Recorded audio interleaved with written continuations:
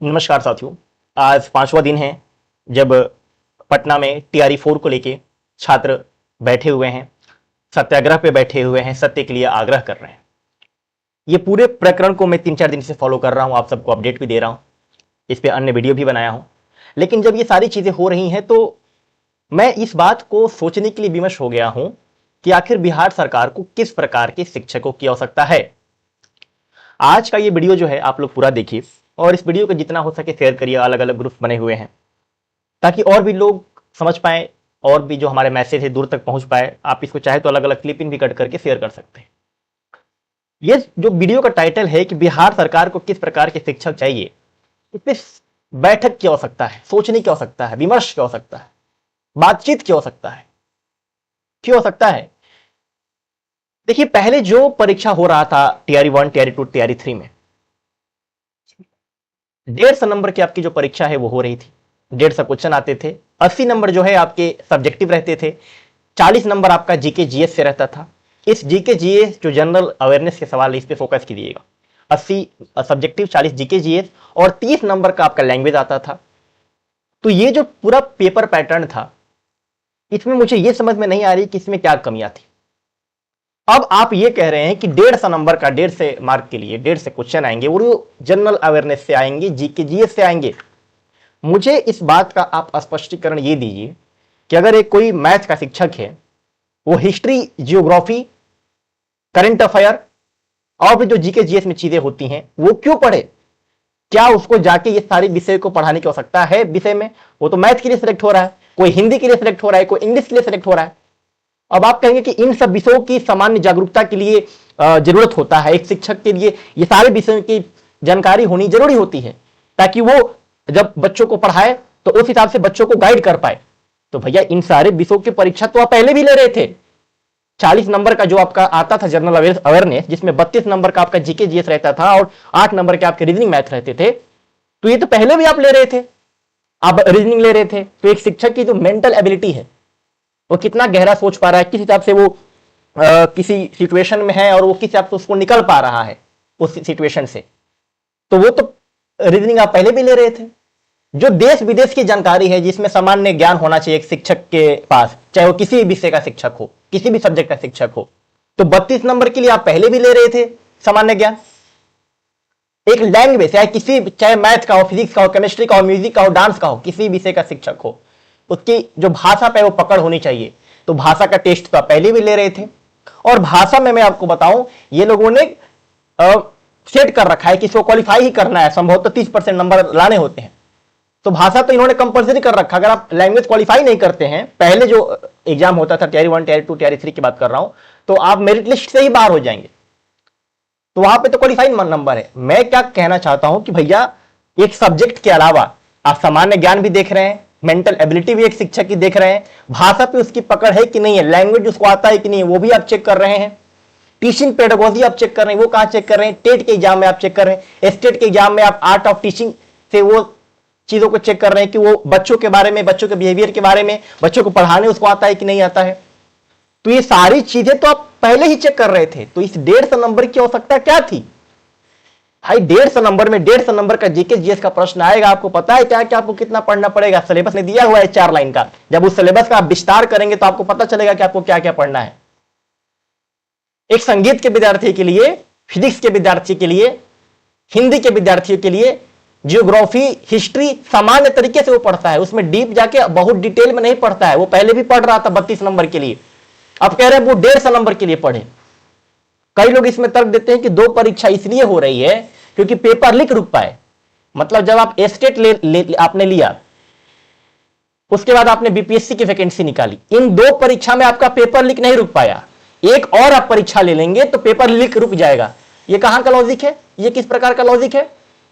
तब 10 पेपर लीजिए। अगर यही लॉजिक है तो 10 पेपर लीजिए। मतलब 2 पेपर में बिहार सरकार पेपर लीक नहीं रोक पा रही है। एक और जो लोग ये लॉजिक दे रहे हैं कि पेपर लीक के लिए हो रहा है, मतलब वही तो मैं कह रहा हूं कि आप सरकार से पूछिए, टेट लिया या सीटेट आपने सेंट्रल का दिया, स्टेट सीटेट में पेपर लीक नहीं रोक पाया, फिर से इसने बीपीएससी वैकेंसी के लिए निकाला, उसने भी पेपर नहीं लीक नहीं रुक पाया। अब ये क्या कह रहे हैं कि एक और पेपर लेंगे हम, तो उसमें पेपर लीक जो है रोक देंगे। इसका क्या लॉजिक है भाई? 3 पेपर में पेपर लिख रुक जाएगा, 2 पेपर में नहीं रुकेगा। इन सारी बातों का कहीं स्तर से जब मैं सोच रहा था तो कोई लॉजिक नहीं निकल रहा था इन बातों का। इस बार इन्होंने क्या बोला कि ई ऑप्शन इंट्रोड्यूस किया है। ई, अगर आप ब्लैंक छोड़ते हैं क्वेश्चन को तो ब्लैंक के लिए ई मार्क करना होगा। ये जो बदलाव, इसका मैं समर्थन करता हूं कि इस प्रकार से जो सेटिंग होती थी कि आप ब्लैंक पे ब्लैंक OMR से सबमिट कर दीजिए, कोई आपका सेटिंग होगा जो OMR फिल कर देगा, वो इससे रुकेगा। इस बदलाव के अलावा कोई मुझे इस नए अध्याचना में कुछ ऐसा नहीं लगा जो कि सकारात्मक है। इसमें पता है क्या होगा?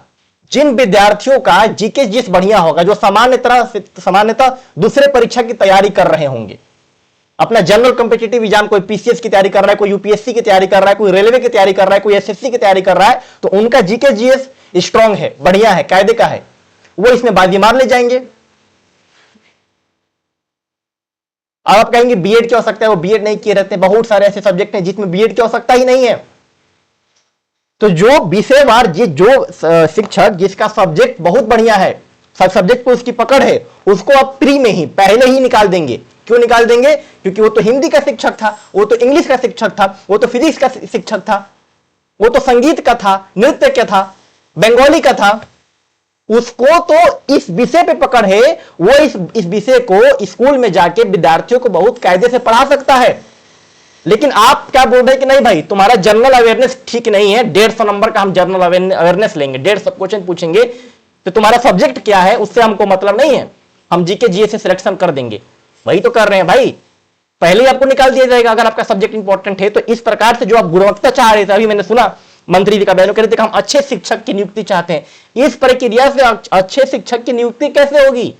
नहीं हो पाएगी इस प्रक्रिया से अच्छे शिक्षकों की नियुक्ति। जो सब्जेक्ट वाइज बेहतरीन शिक्षक है वो पहले ही निकल जाएंगे, जो विद्यार्थी अपना जीके जीएस स्ट्रांग करके जनरल कॉम्पिटिटिव एग्जाम की प्रिपरेशन कर रहा है वो इसमें बाजी मार ले जाएगा। फिर कर लीजिए आप अच्छे शिक्षकों की नियुक्ति, फिर सब्जेक्ट वाइज शिक्षक क्यों निकाल रहे हैं? आप जनरल कर दीजिए। आप जो चीज कर रहे हैं उसका लॉजिक क्या है? अब मैं सुन रहा था कि सरकार इस पे विचार कर रही है, मीटिंग बैठक हो रहा है कि इसको हटाया जाएगा। बहुत अच्छी बात है, जल्द से जल्द इसको हटा दिया जाए, जैसे पहले परीक्षा हो रही थी वैसे ही कराया जाए। लेकिन क्या बार बार छात्र का यही करें? सेंट्रल में वही कहानी है, अलग अलग राज्यों में जब सरकार कुछ कर देती है, पता ना अधिकारीगण किस हिसाब से बैठते हैं, क्या मीटिंग करते हैं, उसके बाद जब विद्यार्थी आंदोलन पर उतर आते हैं तब इनको समझ में आता है कि नहीं ये थोड़ी दिक्कत हो गई है, इसको हम चेंज कर देते हैं। यही अब छात्रों का काम रह गया है। क्या मतलब का जो है वो PCIS जो अधिकारी बैठे हुए हैं इस सिस्टम को, जो इस पूरे सिस्टम को डिजाइन कर रहे हैं, क्या मतलब है उनका? भाई 150 नंबर की आवश्यकता उन PCS अधिकारी की है, उन यूपीएससी वालों की है जो कि एक एडमिनिस्ट्रेटिव वर्क कर रहे हैं, जिनको हर एक फील्ड में गहरी पकड़ चाहिए, वहां पे आप लेते ही हैं।